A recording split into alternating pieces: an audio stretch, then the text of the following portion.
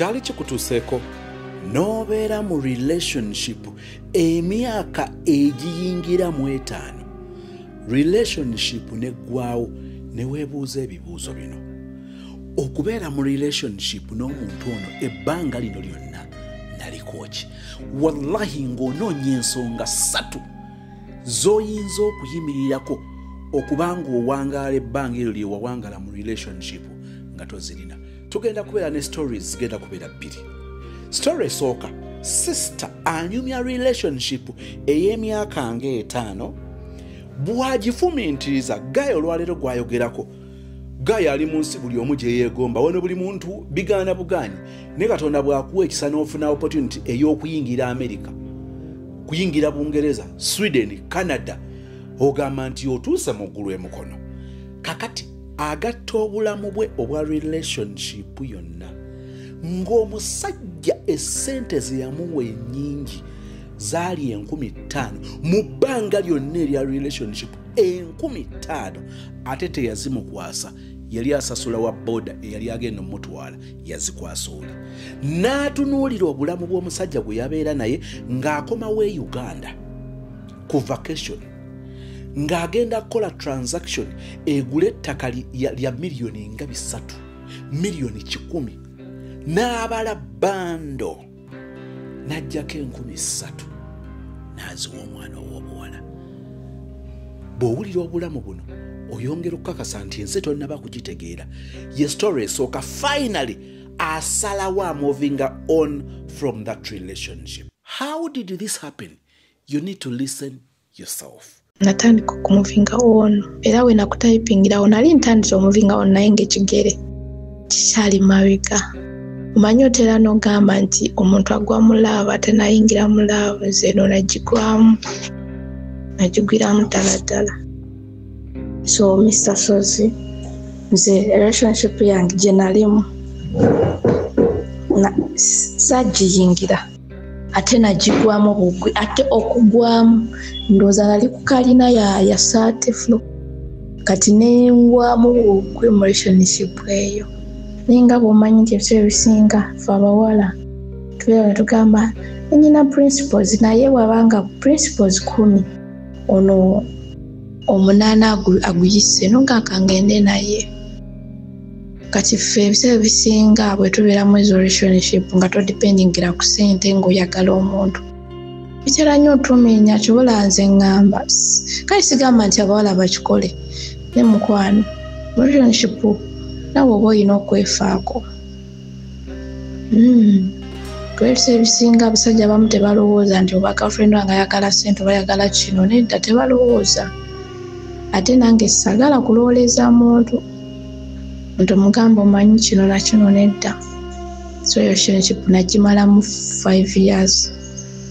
Ate nga n'omuntu gwe nayagala yali family friend, kuba yali friend wa brother bange ababiri era nga ba friend nnyo nga bakwatagala mu bintu ebimu, kuba teyali Uganda ate nga batera nnyo omukolera ebyo byabayagala ku side ya business. Kati nze bwe namumikingira netubeera nga netukwatagana nnyo, ate nalanga muntu mukulu asomye nga ndabira ddala nze n'omati saasoma kugenda wala naye nga ndabira ddala nti funye omwana ttu nga American height ate nga mulenzi muto mwattu ng'alabika bulungi nga bw'ayogera.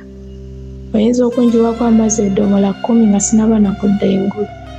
Nanyumirwanga nnyo okuwuliriza voice ye era yarekodinganga ka second, kuba yanyumirwanga nnyo video call eza WhatsApp. Nga ngamba teekako video call nga ntunuulira nangamba nawe kimanyi oli kalungi.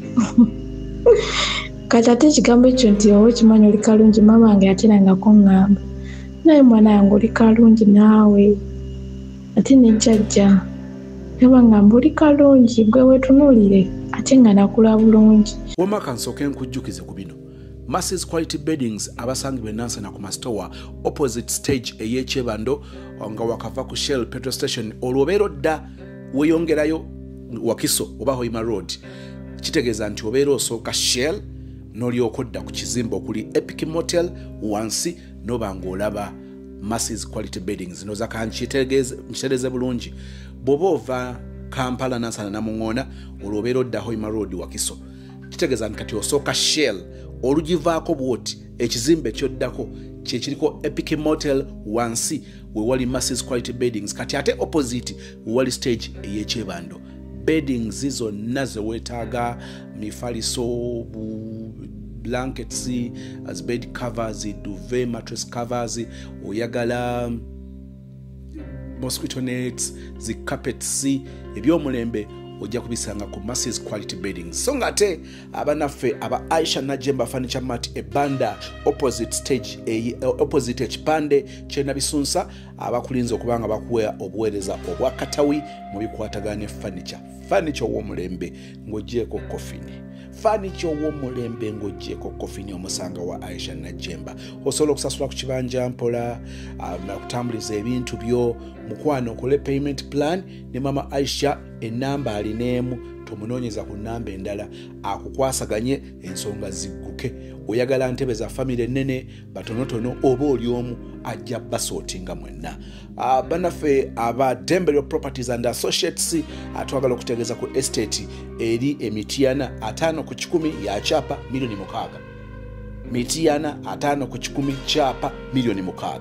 Estate yokubiri eri Bulamujjeza ku Emitiana kilomita 2 okuva ku Chorus okutuuka ku estate amazzi masanyalaze biri mu nfo 5 ku 10 chapa milioni 13 ku screen. Ogenda kubanga ofuna enamba za Dembelio Properties and Associates. Madam Nancha Beatrice ajja kubanga kwasaganya ensonga ziguke ng'otuuka ku kiroto kyo ekyokubaako n'akatakako omwaka 2025. Tweyongerayo omusajja n'obala relationship gy'obaddemu naye ng'ojjukiramu 15 ate nga teyaziwa ggwe. Ate omusajja ng'ali alina ssente agula ebintu biri milioni 10, milioni 5, milioni 2, milioni 3. N'ogamba nti kati relationship eno sisa ali agumidde ku ki? Gayi yali awooma bulungi, yali musomi nnyo nti munnaddiini nnyo, kugamba kiki? Nze ndi 27 right now, naye bw'ondaba ezolooza nti ndi 17. Nakula bulungi ate ya relationship yange esooka mu bulamu. Ate ndowooza ye musajja eyali andabye nga engoye tekuli. So twabeeramu relationship naye nga baaba nga ndowooza nze asinga okwagala omusajja. Ndowooza namwagala ne mwagala byonna eby'Abannayuganda byonna nga nze simanyi na president aliko. Nga ne bw'ojja n'onkwana ng'olina ssente nekanga nga manyi n'omwami. Ate nze saamuyitanga ne boyfriend, amuyitanga Haji wange Habi. Era nga bw'oba njogeddeko Habi era nga mikwano gyange bangamba bannange omwana tomwagadde. Naye nga ye musajja abula nakomawo after 6 months, after 1 year nakomawo ne love. Ate munange nali njagala. Ate nga ne brother ngamba oyo musajja mulungi bishishi nga ngumirawo. Yali professional doctor bana abakola ku mitima mu yesi gyalimu. Kati nga brother ngamba munange bw'ababeerayo abatali na simbulishi nga bw'omanyi nga complaininga nga bw'akoma ne ngamba naye lwaki tonkubira. Ngamba mbeera busy naye ndi ku mutima nga nguma.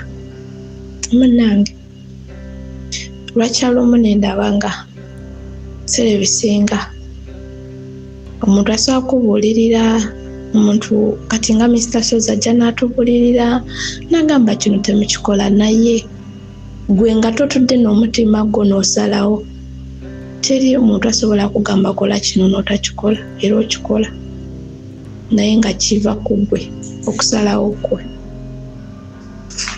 Natulawo ne ngamba relationship sagiyingiramu nagwamu bukwe ate n'engeri nagwamu relationship saali steady. Bintu bwe nalowooza kuba nalaba nga nze musika busisi, nze nalumwa, nze nakaaba naye nga bw'ondaba olaba ndabika bulungi naye nga nze amanyi kiri mu mutima. Namusindikiranga message ngali online n'agenda okuvaako nga takuzeemu ate kyanumanga nnyo. Ate Mr. Soza inawo watera nnyo okwogera n'agamba nti ku omuntu n'omusindika misejji 7 takuddamu naye bw'akomawo n'agamba hayi gwe n'osindika olukalala kakiyenze nga bunyinza omusindika misejji n'owayitawo ng'emyezi 6 ate bwe yakomanga n'agamba hayi haja ate maama nnyamu ndowooza na recordinganga audio nga nyingi ate oba n'okutayipinga nasobola kutayipinga olukalala ate ng'ekyewuunyisa olwo olukalala agenda kudda n'agamba ayino kiruki nga bw'obimanyi naye nagenda okulaba nga nze future yange gye nzanyiramu nkambwe aba kuwadde obulamu ate nga kuwadde amagezi ng'oli ku kyeyo ate nga ekyo tekigenda kusala nga kasente komanyi engeri okugenda kaplaningiramu kyekikulu. Omuntu bw'akulaga nti takwetaaga nga buli lwakulowoozaako nti alina kyakwetaaza kuba obeera available tonyiga like akomawo gy'oli nga alina ensonga lwaki akomyewo takomawo nti aba kwagala aba alina ensonga obanga abo bayagala bamukyayo oba teboogera naye oba afunye misunderstanding n'oyo gw'ayagala namala ngamba nyinayo kahajati kange ko tekanyiga after imagine 6 months aya nakomawo ate n'omulaga nti oli so excited nnyo neweerabira byonna ebibaddewo so natukesera neneebulirira mu kima neŋŋamba siri muwala mubi kimanyi oyo alasisi teyamuntegekera ate neno relationship sagiyingiramu buyingizi nagwamu ate nze asinga okwagala kuba nze nkimanyi nti omuntu aba kwagala tewasobola kwetawo myezi 6 nga takubuuza nga tategedde oba oli otya kuno ye musajja gwe nagamba nga ndi mulwadde ngira ddala ndi mulwadde kuba nyina allergy atera nnyo okumpisa obubi naye n'omugamba oli mulwadde ne wayitawo nga 8 months nakyeraga mpozi waawona. Nze Masi owa Masi's Quality Beddings esangibwa Nansana ku masitowa. Mwebale twesiga mwebale tuwalira. Ku Masi's Quality Beddings tutunda eby'omu kisenge ebyenjawulo ng'amasuuka, ironing boards, tutunda curtains, tutunda bed covers, tutunda door mats, tutunda amatawelo, tutunda pillows, tutunda wardrobes ez'omu kisenge, night wears, air furnitures, ebitebe by'omukka, emifaliso egy'omukka, carpets tuziina, byonna eby'omu kisenge fe abadiiringa nabyo. Masi's Quality Beddings esangibwa Nansana ku masitowa opposite stage y'ekyebando makati ga Cheap Hardware ne Shell Petrol Station. Enamba y'essimu erine ku WhatsApp eri 0707271998. Kuno ye musajja gwe nagamba nga ndi mulwadde ngira ddala ndi mulwadde kuba nyina allergy atera nnyo okumpisa obubi naye n'omugamba oli mulwadde ne wayitawo nga 8 months nakyeraga mpozi waawona imagine 8 months esimanyi oba nja kuddamu njagale omuntu bw'omwagala ennyo alowooza oli musiru bw'otamwagala nnyo atalowooza omuzanyirako naye nga tebamanyi nti babeera batulumya. Relationship yanjigiriza nnyingi ntolina kudipendingira ku muntu omu kuba nze bangere byonna 5 years yekka era mu bulamu bwange bwonna ku gino emyaka gye nyina yekka ye yali andabye nga sambadde engoye like ekitiibwa kyange ye yali akimanyi naye nga bangi abazze bankwana ng'omuntu ali serious naye ng'ogamba nze nyina owange ngeri oli akuweesa olinga gamba ngenda kujyambazadde biki njagala tubeere ffenna ng'olabira ddala waliyo essuubi abawala abali eyo ng'olina abantu mwoli like mu relationship gy'olimu ng'olabira ddala ekintu gwakisindikiriza nga gwateekamu amaanyi mukwano bino byetugamba mbuteekako makeup yambala bulungi nedda genda mumirayo nga tolina ka makeup oyogere n'oyo omuntu akutunuulidde omugambe mukwano eno stage gy'oliko si yakulwanira relationship eno stage gy'oliko eno generation gye tuliko yakukola yakwekolerera tulabe nti tuli bakazi omukazi atagenda dependingira ku musajja ate nga ne sente zaffe tuziwa value like tuziwa ekitiibwa kuba tuzibonaabonera kuba kati mu mbeera eriwo mu generation eno gye tulimu abakazi be bakyasinza okukola okusinga abasajja ate mukimanyi nti abasajja basinga kati bafumbirwa abashuga mami kuba before abawala be bafumbiranga abashuga daddy naye abawala kati batono kwa kati abasinga bamanyi nti omukazi alina okwekolerera so mbasaba bwolaba nga wantu tojjaawo vaayo walayo abantu tubasinkana bukulu ate fe abakiteeka mu mutima waliwo ngugamba nze bana ngono bwe muleka ngenda beerawo ntya naye mwatu bw'olisalawo olunaku lumu n'ogamba nsazeewo walayo ojja kulanga buli kimu ng'olaba oyingidde obulamu bw'obadde toliimu nze mbadde mu relationship for 5 years ate ng'omuntu gwe mbadde ne relationship ng'esijjalimu sigamba nti oba mu bawala bunida naye for 5 years simanyi kirabo kye simanyi wadde 10k kuba yampako 5k 5,500 ate teyazinkwasa yaziwa wa boda ye musajja gwaso asobola kutwala out najjayo bando ya sente nakugirako 3,000 agamba agenda genda oguleyo amazzi biki nagizaayo emusajja ayinza okuba nga alina sente ng'ava kusasula poloti bukadde 3 n'agamba nti banangoba obunuma nva kusasula poloti biki bw'oba weetaaga ebibajja eby'omulembe Aisha Najemba Furniture Mart ebbanda fe ansa tukola buli kibajje ky'omanyi ng'oggyeko coffin tukola entebe ebitanda emmeeza sideboards tv stands furniture w'amafumbiro nga byonna bikolebwa mu miti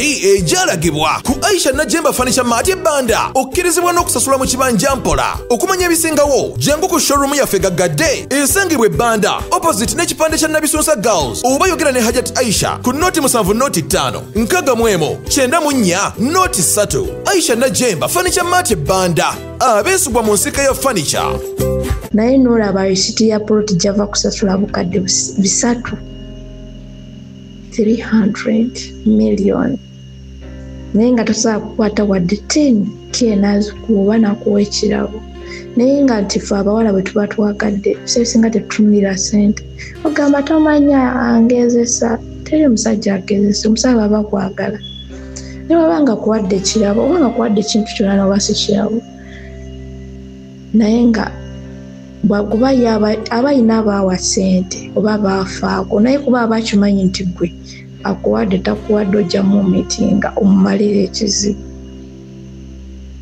kati aba tafaayo kuba bakimanyi nkwasinga okumwagala togenda kunyiiga so kyantwalira almost 2 months okukiteeka mu mutima nti we nali ndowooza nti ndi mu relationship nali nagwa mu kinyanga kiwanvu nga kigenda kuntwalira emyaka 3 okukivaamu ate nga nze alina okwerwanirira naye munnange namala nekivaamu teyaddamu kunsindikira message era enamba yisajja blocking kuba namudeletinga budeletings nenkyusa ne line buli kimu kye yali anfunirako baganda be bonna ekinembeejjako so mwebale kutuwuliriza Mr. Suzy mukwano webale nnyo webalire ddala obulamu si bubi naye nga kati sisagala kubeera mu relationship kasooke nkole sente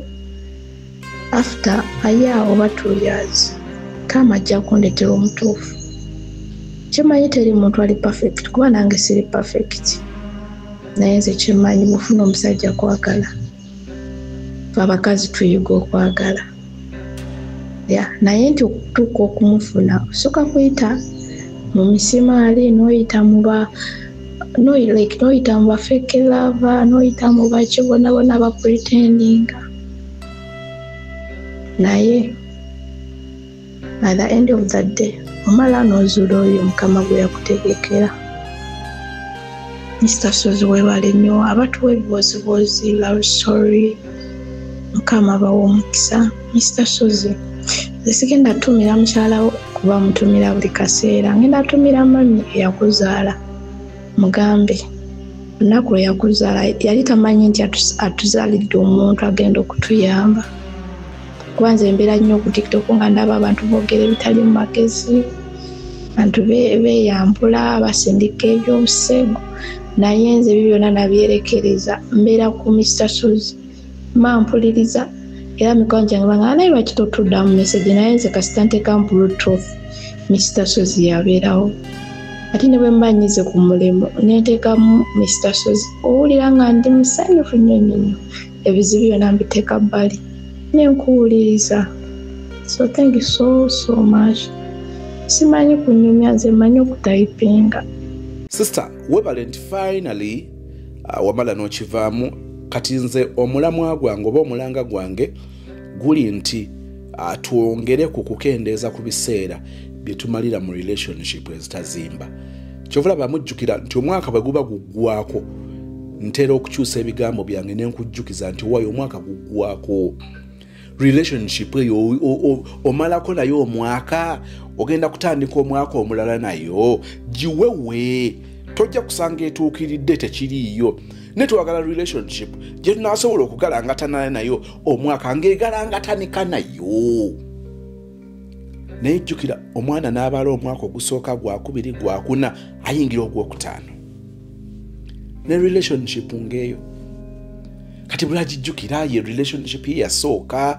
kati afunye ekifaananyi ekikyamu ku basajja akifuna kwasookera ddala kati mwana mulenzi ow'okubiri anajja katonda bw'aba tasaasidde sister n'asonyiwa n'amanya nti ono yali musajja omu abasajja abalala basobola okubeerayo naye nga balungi n'afuna ku kifaananyi ekirala kati ate ono mu relationship ate aba mulala ayina relationship ng'akooye ayina obusungu teyeeguya ali independent tayagala kumanya oba wooli it is okay oba toliiwo it is very okay nayiga okubeerawo nga nina omuntu nayiga okubeerawo nga siina muntu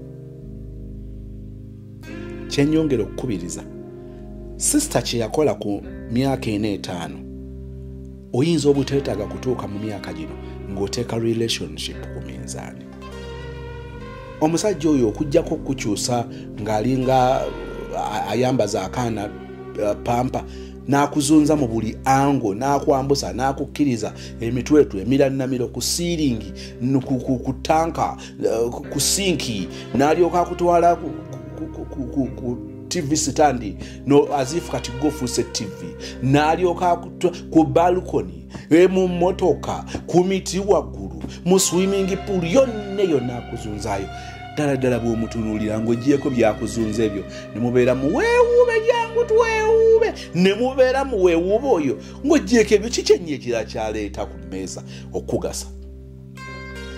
It's not all about money. No. Omulamwa gwa relationship yo guli kuki ne balyoka bakuzunza n'olambula mistiru n'otuuka nga ne ruumu zaayo zonna ozimanyi. Wano waliwo abawala ng'asobola okubuulira ebisenge ebiri mu Sheraton ebiri mu Serena genda mistiru genda munyonyo n'alyoka Kampala muggala n'akwata olw'e Masaka n'akunyumiza nanga kati bw'oba oyingira Masaka kakati n'alyoka akugamba Boulevard n'avaamu n'akuyingiza Lyantonde n'akunyumiza Lyantonde n'akujja Lyantonde n'akunyumiza Mbalala n'akunyumiza Ibanda n'akunyumiza Ntungamo n'akunyumiza Bushenyi eyo tukutta olwo n'avaayo n'akwata olw'Emityana n'alyoka akugamba bw'oba oyingira Mityana kakati waliwo Sikayi nimugamba he mama yegwe ngozi manyi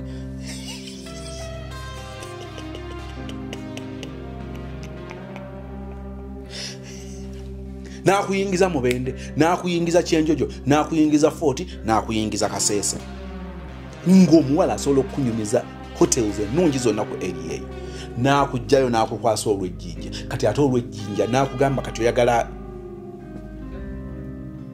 Kalangala Lyato Nyonyi nga byonna bikunyumiza naye ng'omubuuza nti ng'ogyeko ebyo eri abantu nga mu history wawe bajja kunyumya ku bulamu bwe butyo n'omubuuza nti ku nkomero byawunzika bitya ng'ayogera nga Sulemaani so zimmo byonna butaliimu.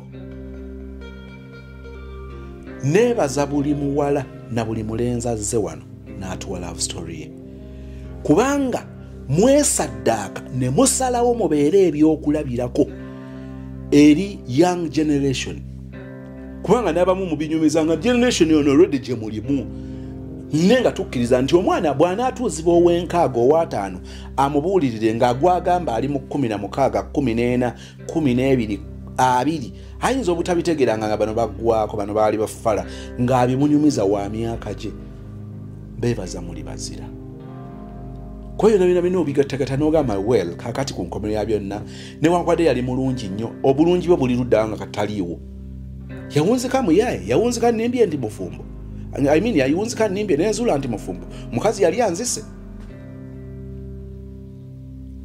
yawunzika alina ebigendera bye nga talina pulaani yonna yonna esukkaku ebyo byeyanzunzangamu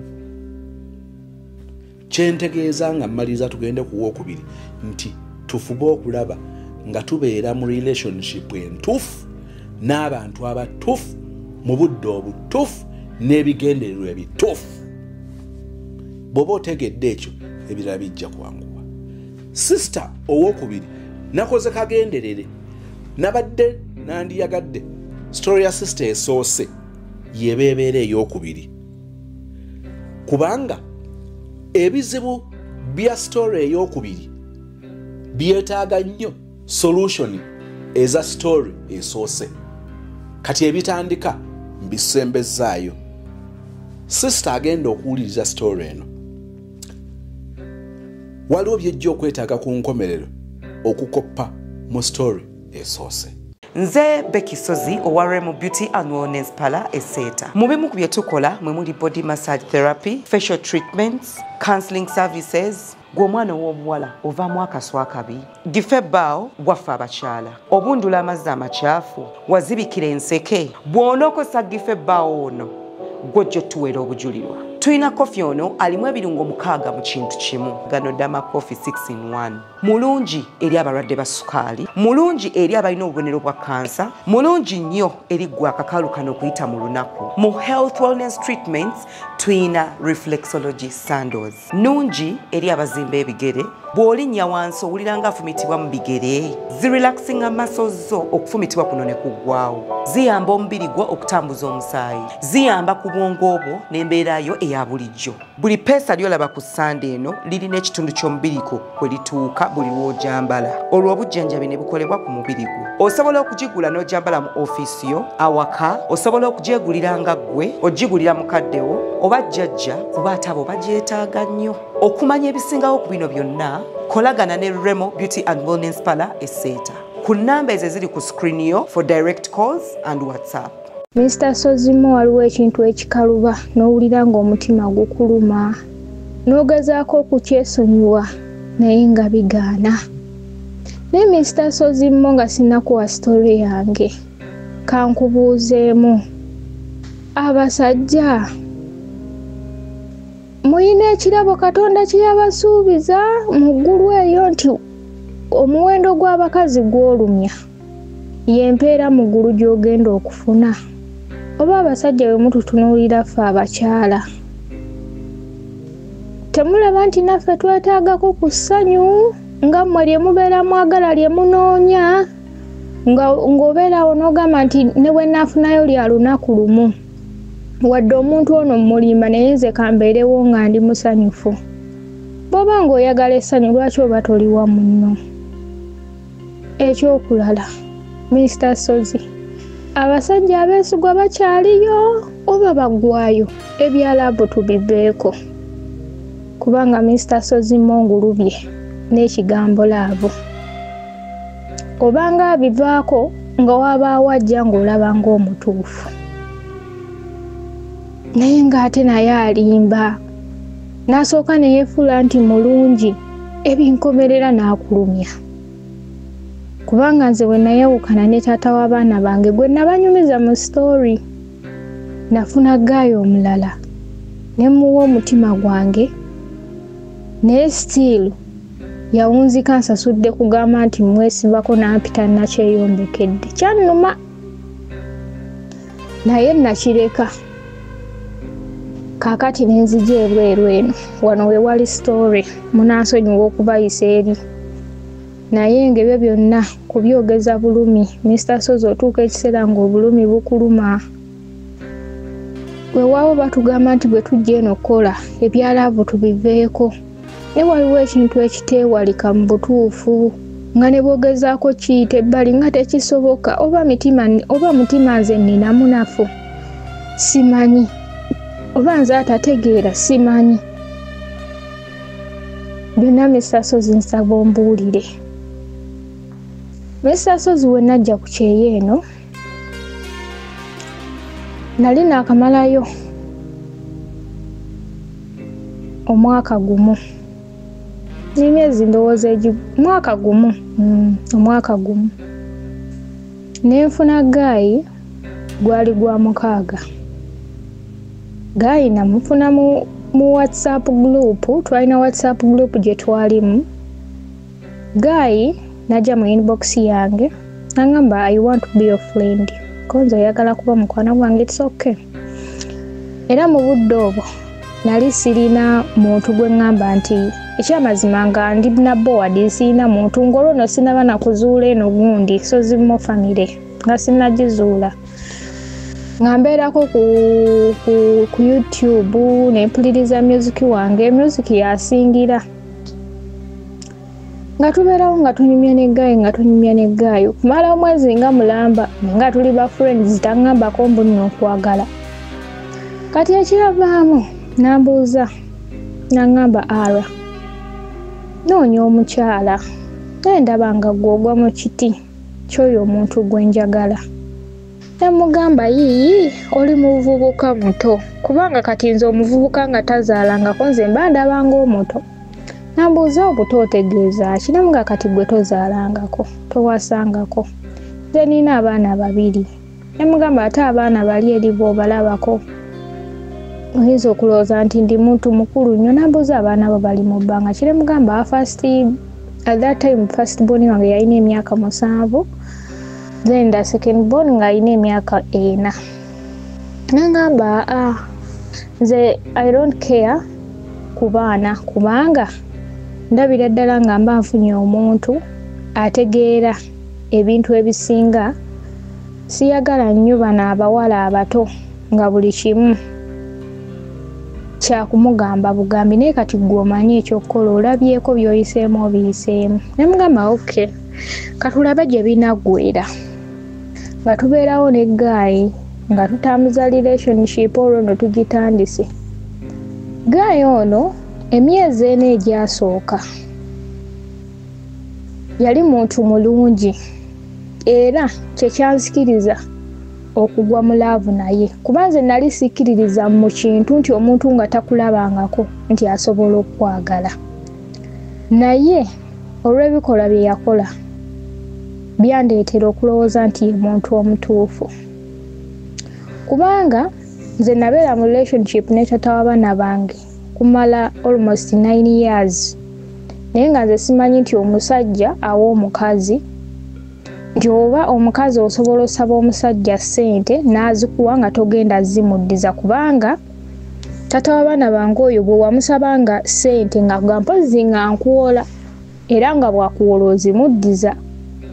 Kati one day second born wange yatuuka n'alwala ne mugamba nno manyi omwana wange mulwadde naye tebannampa musaala naye mbadde nsaba ompoleyo emitwalo 6. Nangamba ekyo toddangamu n'okyogera okuŋŋamba nti nkuwole olwo mba musajja.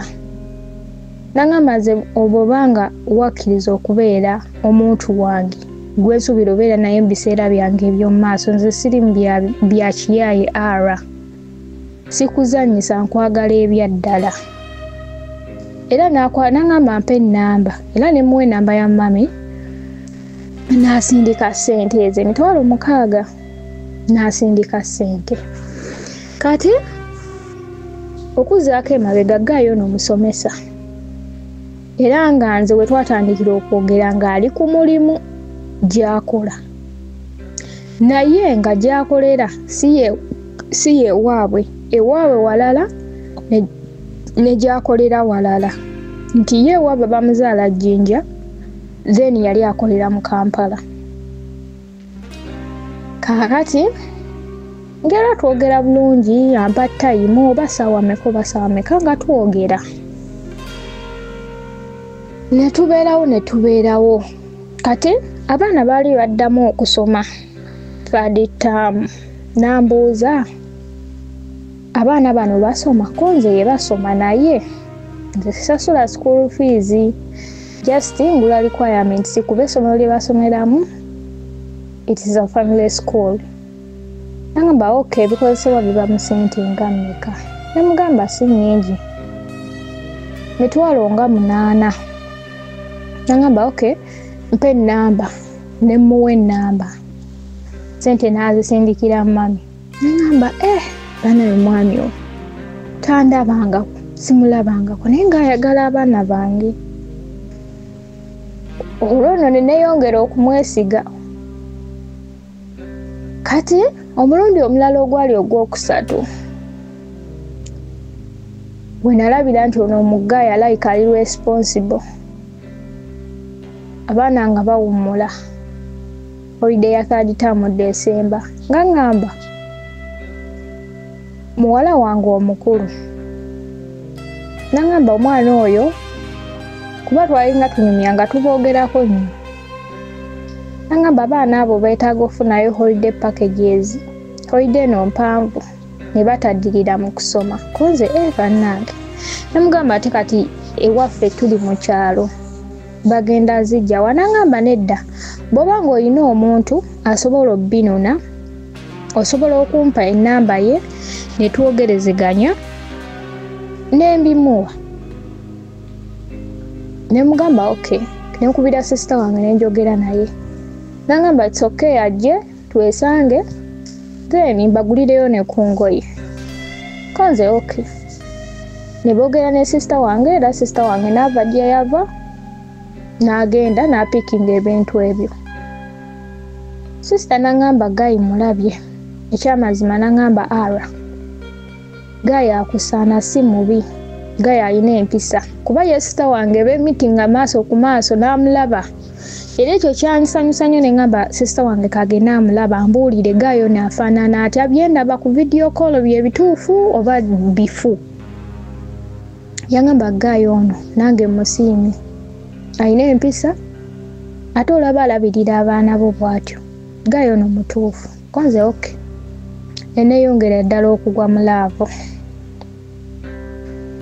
naye nasooka nendaba red flag eyasooka nengiyisaako amaaso yali etya during that holiday yangamba agenda wa mami we konze okay nangamba naye bwe ngenda ewaka sibeera ku simu because I respect my mom obudde bwe mbeera naye ndwawo omulaba budde bwe mbeera naye bubeera bwa mami konze it's okay nemugamba kati n'okubuuzaako oba mbeera sisobola nangamba nedda tusobola okwebuuzaako naye emisana at night tosuubira nga bwe kibadde nti wane eno no gyembeera gyenkolera twogera anytime konze it's okay nasooka neneebuzaamu nengamba oba mukyala eyo gy'abeera ayinayo omukyala nesikiwa budde nengamba kankireko ekyo kaneefuule nga atakirabye era bwe yatuuka mu kyalo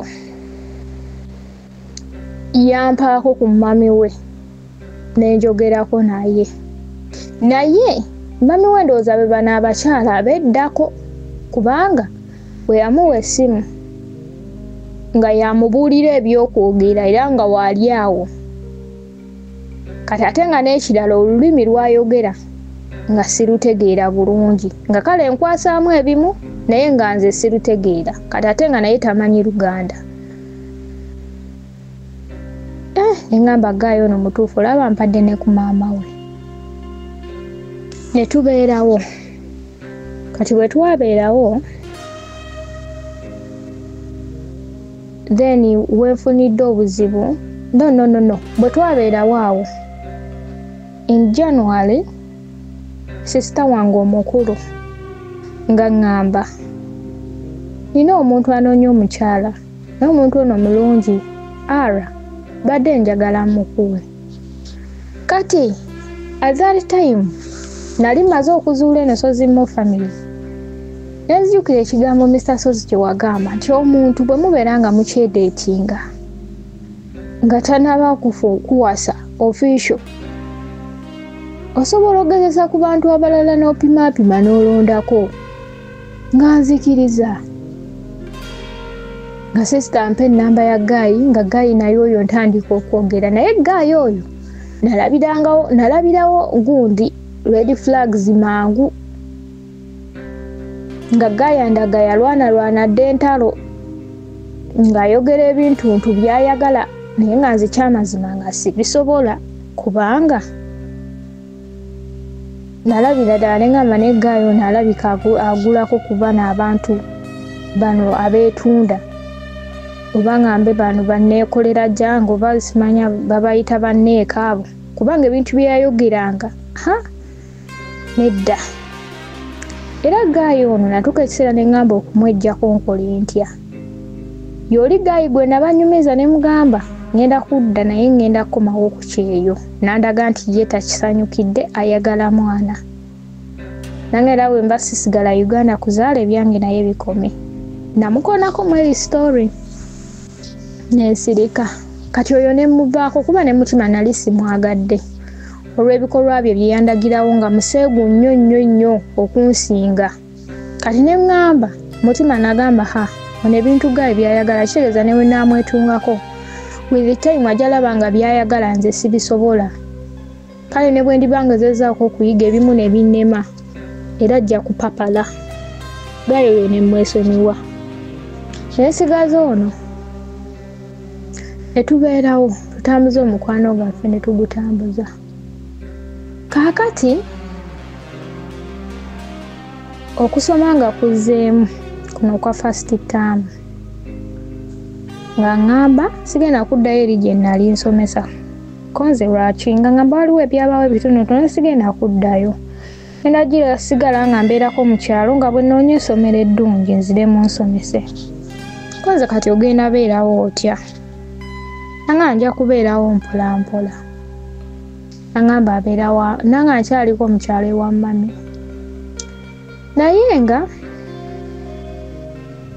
Gaayi yakyukira ddala okuva lwe yagenda mu kyalo nga tampa budde ng'era tayogera nange nnyo kiri awo nga just yakutayipingira ku makya good morning nga n'olumu ne good night tagigamba kalwagera ne mukubira ne mugamba ne mubuuza naye gw'olowooza bwe tubeera nga tetulina good communication relationship eno egenda tambulira ku ki ne mugamba n'ekyokubiri osazeewo obeere mu kyalo I'm about to come back tugenda beereeyo mu kyalo kubanga ye ebirubirirwa bye yali angamba tulina beera ffenna nga nange nakkiriza nangamba ngenda noonya omulimu olwagira nankubira nangamba nfunyawo okusomesa ngende konze genda kati bwe yagenda yali yakasomesaayo wiiki 2 ndowooza ne wabaawo ebyabaawo nangamba uno wannemye biki wannemye konze kati ogenda kukola otya nangamba ndi mugezaako okunoonya ewantu ewalala konze nanga naye nfunyeyo like obanga lodge wengenda okusula okumala ennaku nga 3 wenja okuva ngende ku mulimu gwe naaba nfunye kubanga I'm very sure nti bagenda kumpa konze ng'abeerawo naye kwolwo olunaku lwennyini lwaŋŋamba enkeera nga ŋŋamba nali ndi awo nga ŋŋamba kankubireko kwono ndabe bwali nga mukubirako nga twogera naye tubeera tukyayogera naŋŋamba mpaamu eddakiika 10 malirize bye ndi okukola kati aba tanakimalayo ne wabaawo omukyala n'amugamba ogenda kukola ki nedda tomuggyako sigala nga oyogera ne balwanira essimu nga mpulira bwe balwanira essimu nekutukako omulundi gumu nesasozi mmo kye nawulira ne ŋŋamba kitegeeza ono Gaayi bino byonna babadde ŋŋamba abadde annimba alina omukyala nze kyekyanzijira mu birowoozo kubanga omukyala yali wa ggwanga eryo Gaayi ng'era olulimi lwayogedde nga lwe lumu n'olwono Gaayi kubanga ebimu mbitegeera kubanga lulinga Luganda kwegamba bufunzi Gaayi ono musoga ebimu ebigambo byawe bibeeranga bya Luganda osobola obitegeera.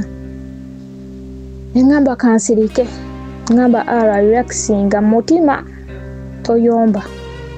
Nensirika. Ne waite dakika ngana. Nansindikira message nangamba mudani, konze wero dani. Nangamba okay thank you. Teyayongerako kirala. Kati naddamu nasindikira message direct ku simu nga si WhatsApp. Nangamba ninako kuno airtime badde njagala kukubirako twogeremu. Kati nze omutima gwandowooza nti tugenda kwogera about the woman gwe mpulidde mu background.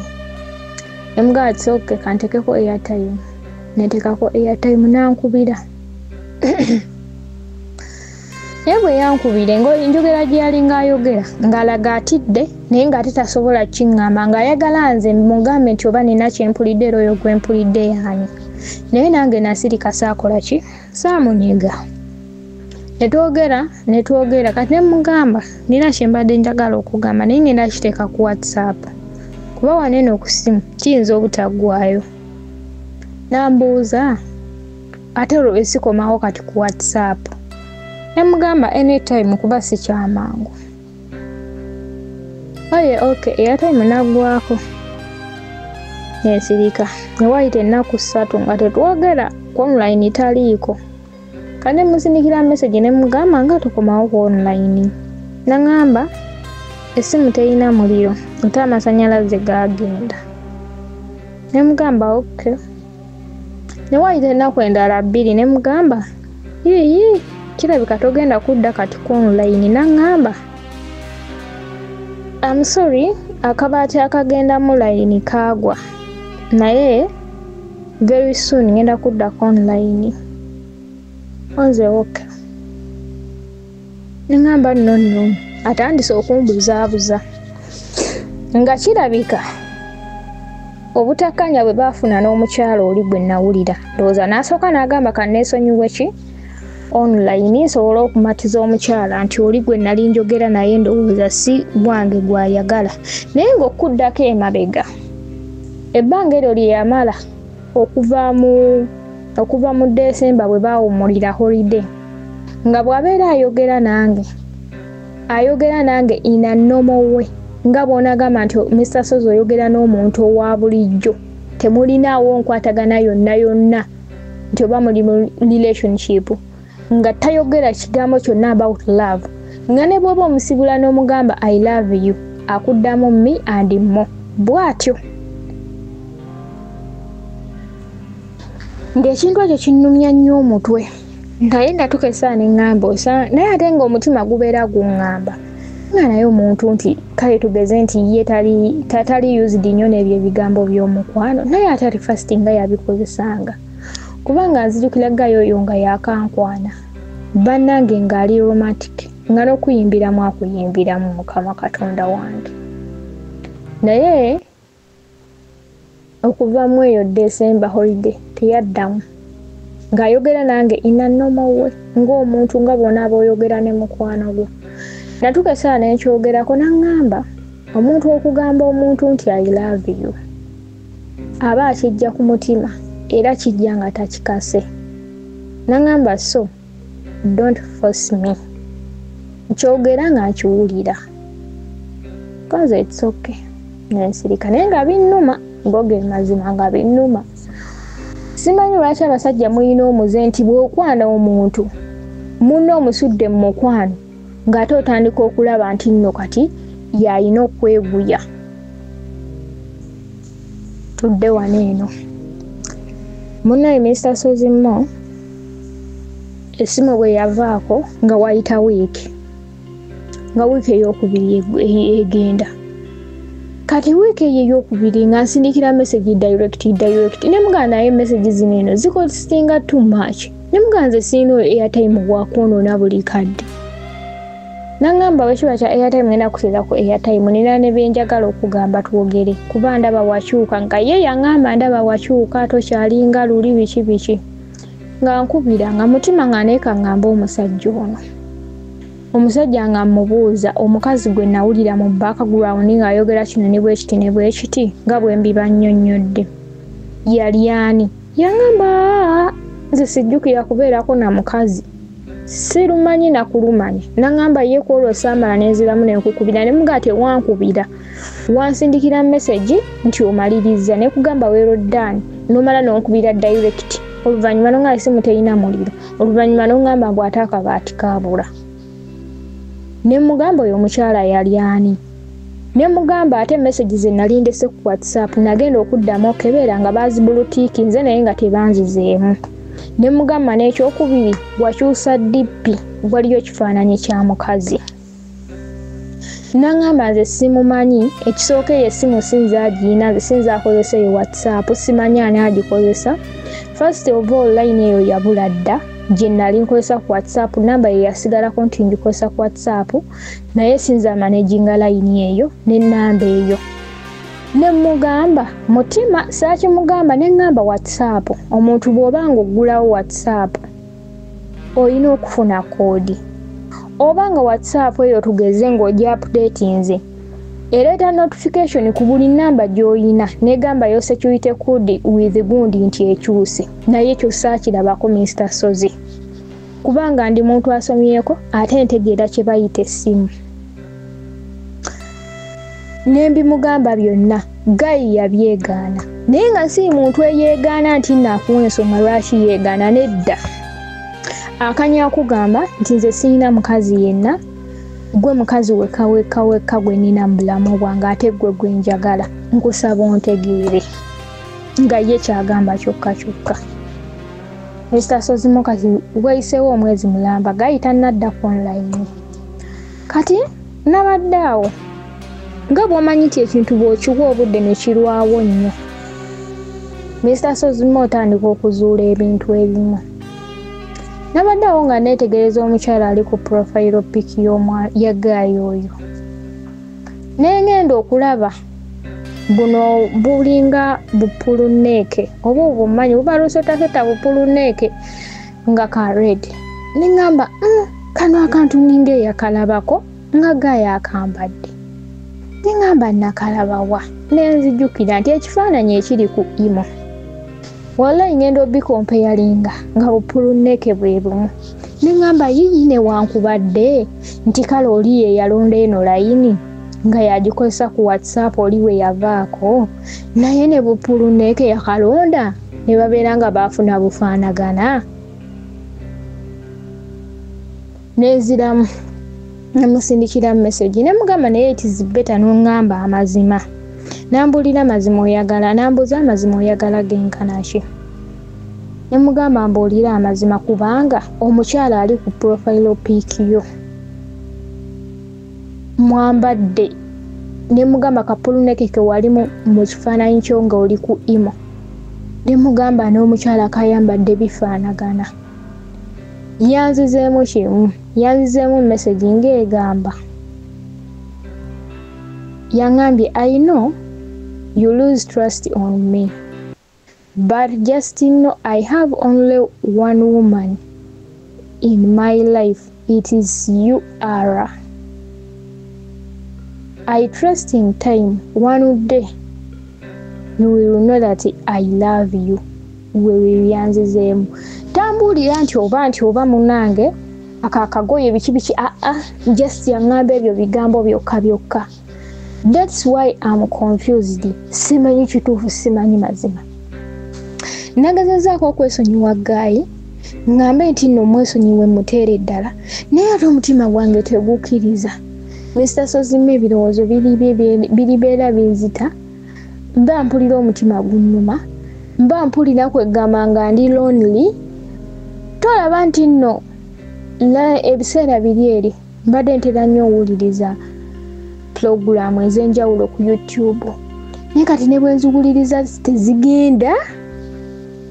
N'ekikwewuunyisa Mr. Sozi nze ngenda ku story z'oteekayo naye nesiwuliriza bano abanyumiza neebuusa mpaka wentuuka ku ddoboozi lyo ne mpulira ebyo ebigambo by'obeera otugamba byokka bye mpulira nga bye njagala owulira ndaba oba najjamu ebyo ebigambo ebinnumya ebinzigyamu obusiru bwange bwe nnina mu mutwe n'esonyiwa eggaayo ono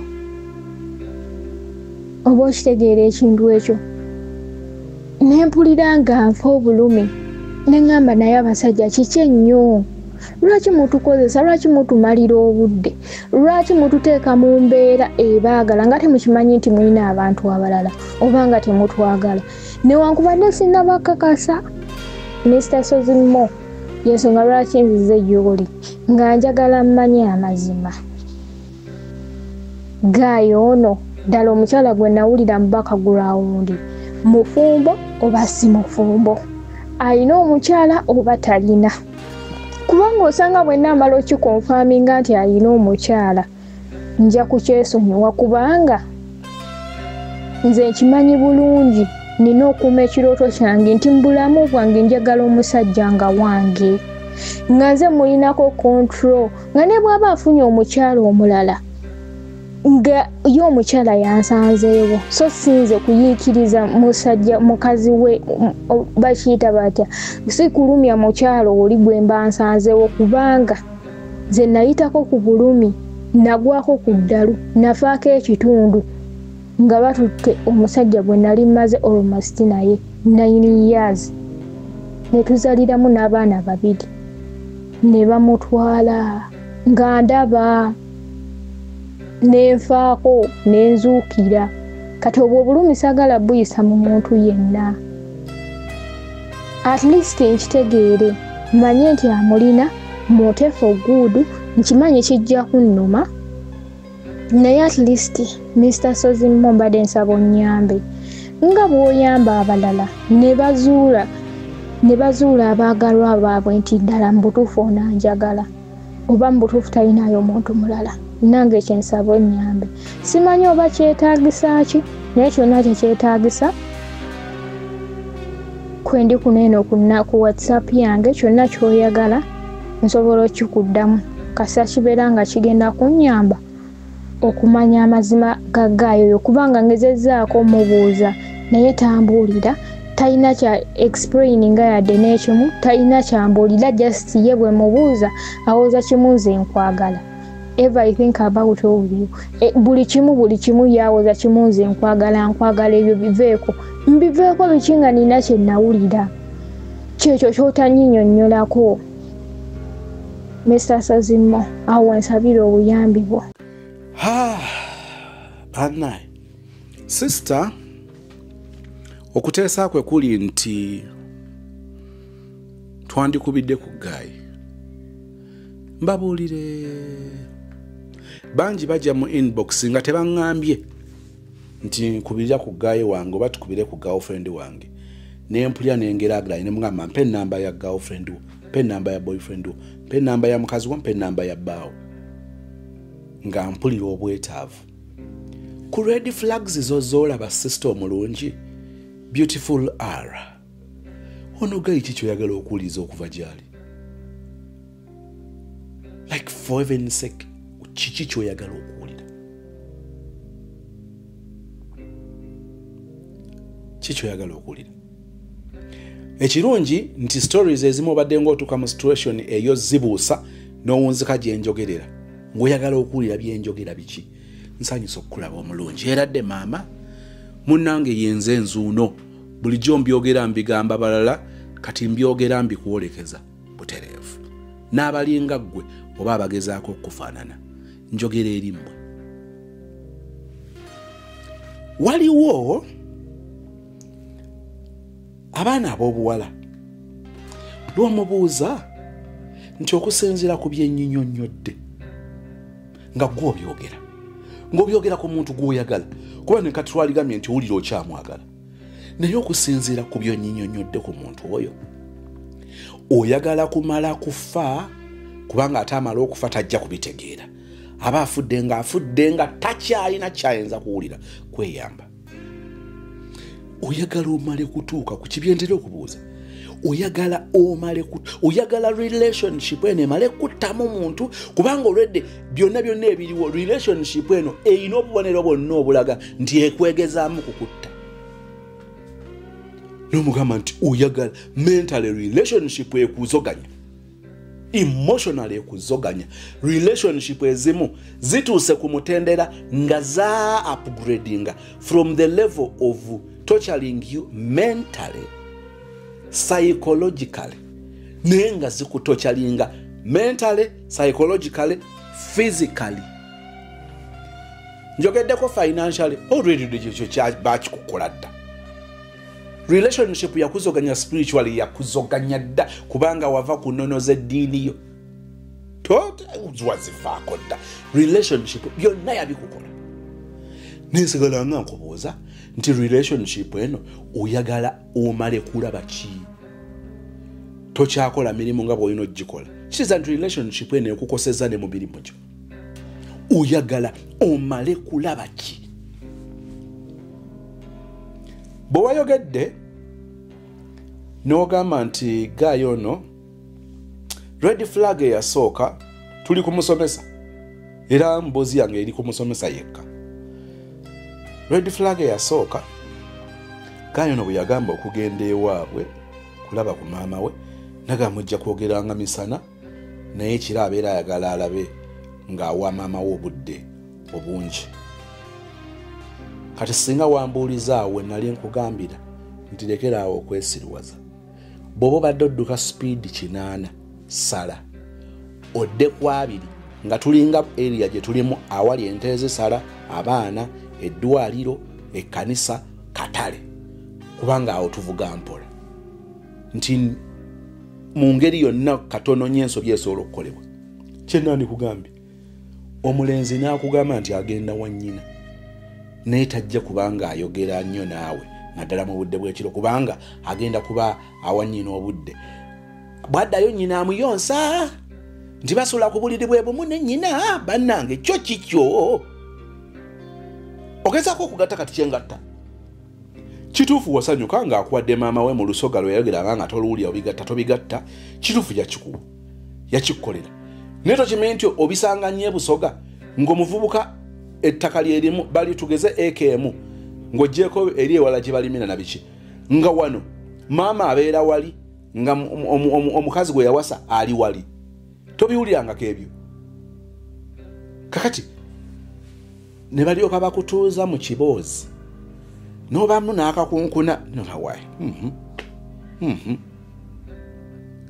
oyo omusajja awo twali tutandikira okwesika omutawaana oguliwo ye love language y'abaana ab'obuwala gye mutayize ku balansinga love language eyo mulina engeri gye mugifudde empagi oba ppira enkulu kwe musinziira okwesiga abasajja mu relationship love language eyo love language ki kuweebwa omusajja bwe yakwata akasene n'akakuweera maama ak'omwana n'agulayoko ku requirements bannange eyo yali empagi nnene mu bulamu bwo ennyumba ng'eneezimbibwa waliwo empagi ennene ennyumba kweyesigama waliwo emiti egikozesebwa nga tugenda gikozesa kuzimba kitandaalo kwe tunaasinziira okuzimba era bwe tumala ne tutuuka ku mutendera omulala ate ng'egyo emiti tegikyakola naye abaana ab'obuwala abasinga love language y'okuweebwa omusajja ng'akuwa ssente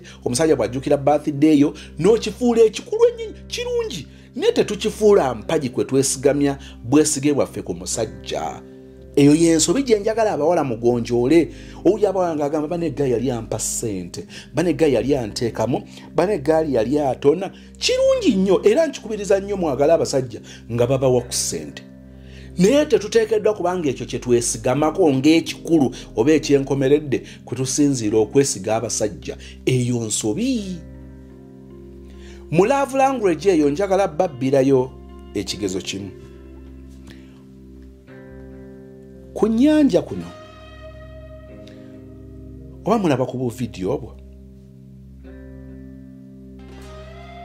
waliwo ebinyonyi biba n'ensingo mpanvu ebinyonyi ebyo bw'oligwa ka vidiyo abamu temulaba nature kati byenjogerako biyinza okubeera ewala w'ebyo byolaba kankusigira ekifaananyi waliwo ebinyonyi bigenda ne bikwata obuwukawuka nekigenda nekibojja akawuka kakyo nekijja kati nekiyimirira ku lubalama lw'ennyanja amazzi we gatandikira kikwata akamere ako oba akawuka ako katukayite kale kawuka nekikakwata nekikateeka mu mazzi mu kukateeka mu mazzi kiina ensingo empanvu kisobola okukasika nekitakakkiriza kusukka nsingo yaako weyinza okunaanuukira kakati lwaki kikola kityo obwennyanja buli obuli mu mazzi bulya ebintu bye bulya nga bitera nnyo okubeera kungulu kuno obuwuka obuguddeko nsene n'ebinswa buwukawuka kakati kino ekinyonyi nga kitaaka okulya kano nga kafloatingira ku mazzi kati era bw'obala bwe kaba nga akeeyongera nga kikanona nga kiddamu nga kikata lwaki kikola bwe kityo kimanyi nti emmere y'ebyennyanja ebeera kuno kirowoozesa ebyennyanja nti kireese ekyokulya kitaddewo akennyanja akavaayo njagala kutegeeza nga kibojja kati abaana ab'obuwala abasinga mugwa mu butego bw'abasajja nga bwawukana kitono nnyo n'ekinyonyi kyenkunyumiriza gwe buli akuwa ssente n'olabanga eyafunye omusajja ow'ebirooto byo gwe buli asobola okukuwa ku ssente bw'akuba nga akuwa ku ssente akuwa ssente n'afuuka mwami sozi omanyi sozi mu omusajja olinga agaba njagala tukule wano tuveewo sigamba nti kkiriza omusajja atalina kyakuwa nange sina kye mukwagalizaako oyo ekyomusajja akuwa kirungi ne si kwe tusinziira okweyala okwemalamu okwesiga no ekyo njagala tukiyige ekirala kyenjagala tuyige kino nyinza okiddako ekirala kyenjagala tuyige mu waliwo oyogedde wenjagala okutereeza wagambye nti wawulira nga ngamba nti omusajja bw'obeera naye nga tannaba kuwasa osobola okusinkana omusajja omulala it is a yes and no kino kye nategeeza osobola okuba nga okwanibwa abalenzi bataano abalenzi abo abataano tolina kuwakkirizaako n'oku tokkiriza mulenzi mulala ate n'osigala ng'okyasisinkana abalenzi abalala omutawana nti relationship tuzivuga kifuula nnenge relationship omuntu bw'omukkiriza ateekwa okuba nga akunnyonnyodde nti relationship yammwe egenda kutambula mu mutendera ne bwe guti kati n'otunuulira ebiruubirirwa bye byebiriwa bikwatagana n'ebibyo bwe babikwatagana n'ebibyo agambye nti ayagala kuwasa mu bbanga lya myaka 2 ng'obigattagatta izitoke okugumiikiriza omusajja akwase mu myaka 2 era do's and don'ts zigenda kubeera ki in the period y'emyaka 2 kakati bw'omalo togamba nga nti nina boyfriend ate nayo ne boyfriend omulala wookonfamingira ono muba mutandise olugendo olubatuuse eri mu kuggusa ekintu ekinene ekyo kyenjagala abawala mutereeze abawala bakola ensobi ku Monday yebakana mulala Wednesday mulala Thursday mulala Saturday mulala ate Sunday agenda okukimalako atandise wiiki endala ng'alina mulala ne bonna nga yeebase nabo ekyo nkivumirira ne sekuvumirira yenna ne mbagamba bw'obeera mu ddya ly'omusajja mwe limuyita eddya lesiitangako ddya ery'omusajja nga temba mumanyi wammwe nga tamwanywanga ku sukaali we tolabangako bantu bambadde makanzu na gomesi na mishanana mu lujja lwe wammwe ng'ensonga ye ggwe n'omuzaalamu abaana oli mu nnyumba ye njagala kukutegeeza ekyo nkyakinyweza oyo aba mukwano gwo tababalo mukwano gwo osobola omuzaalamu abaana ye naye nkugamba nti bwe wajjangawo omusajja ow'omulamwa naye njagala otegeera ekigambo kyenkozeseza ekigambo mulamwa kinene bwe wajjanga ow'omulamwa kitegeeza nti agenda kuleeta omulamwa ogwanukula ebibuuzo ewo confusion okusoberwa okwemuluguja kwobaddengamu n'omusajja ono ng'omugamba nti naye ssebo waŋŋamba bigenda kubeera bwe biti kati biri bwe biti nyongera kuzaala baana buli lwe mpangala naawe amakulu g'okutwala ewaffe enkwanjule ku sayidi yo gabula eyo nkubuulira ovangayo kubanga tolina tteeka lyomenye etteeka lyobanga agalangataniddemu okwo liba lya buntu bulamu naye obuntu bulamu bubeera butuuse bwakwerwanako nti munnange bwe nakola obuntu bulamu you're taking me for granted gwokifunamu nze nfiirwa njagala otegeeza abaana ab'obuwala ebbanga lyomala n'omusajja nga omuzaalira oli naye mu nnyumba okeera ne mulima ne mugana ne mukola ne mupangisa ne mugula poloti ne muzimba ebbanga eryo nalyonna lye mukola ebyo ng'ewammwe tebamumanyi aba akifunamu oba ofiirwa kati fiirwa ng'omanyi nti ofiirwa kakati sisita ekyo nkimaze nga mmaliriza ebirala ebizze bibeerawo gayo omuwulidde agambye agenda situla mu ka guest house owulidde basika omugwa n'omuntu omulala ku ssimu agijjeeko katemba yenna abaddewo ebyo byonna mazima agakwatikako agazitowa okusinga amazima amalala gonna g'onoonya gotajja kusobola ntegeeregese bulungi omusajja ono okutte ku mazima gonna geweetaaga okuva mu relationship eno okumuvinga on si kwangu heartbreak kuba kukosebwa okuleeta ebiwundu naye njagala kutegeeza nti ebiwundu tujja kubigumiikiriza paka biwona kyenkukakasa nti bimala ne biwona ekyo kyonkusiba bimala ne biwona kati tupapala wano nga bikyali fresh twakeekoona ebibaddewo ebireese ebiwundu ebyo nga byakabeerawo tupapala nebimala ne biwona wooli wa kyamu n'omuntu omukyamu ono omusajja atatumalira eyatime omukubira hayogere ki kukufuulinga kwakufuulinga omubuuza birala tabyogerako yakukakasanga bwakwagala gwayagala yeggwe ekyo kyetunoonya waliwo ebibuuzo byotalinaako ansa ani gwe yalina ekussimu okubuuza abuuza okwo kwonna ate kakati layini ate kakati baali bagibba nze kyekifaananyi kiriko sekimanyi kyokka bafaanagana engoye lugoye lwerumu seriously nga tukyali mu relationship ngeyo togiriimu nti olinayo engoye ezo kuŋŋaanya ebirowoozo byo obiteeke mu bbaaga si tebigenda kuba na bingi nnyo teeka mu kabaaga linnya booda bonootambuza ebigere bajja kukuwalula bakuze emabega oviire olubabu oviire ekibabu kati ekibuuzo kyo kigamba nti soze abasajja kati tubiveeko kugamba nze nina kisiraani tolina kizibu kyetwetaaga okutereeza kimu kutta ku bigere kalubya ku mutima si kubeera muzibu naye okutwala ebintu empola obuteesiga mangu qualities bwe tugamba nti twagala munaana ng'oli zaayitirako omunaana zeziriwa bw'aba asikowalingidde oba ng'ayitidde ku 5 zeziriwa ebyo nzize mbyogera nkiddamu abasajja abalungi gye bali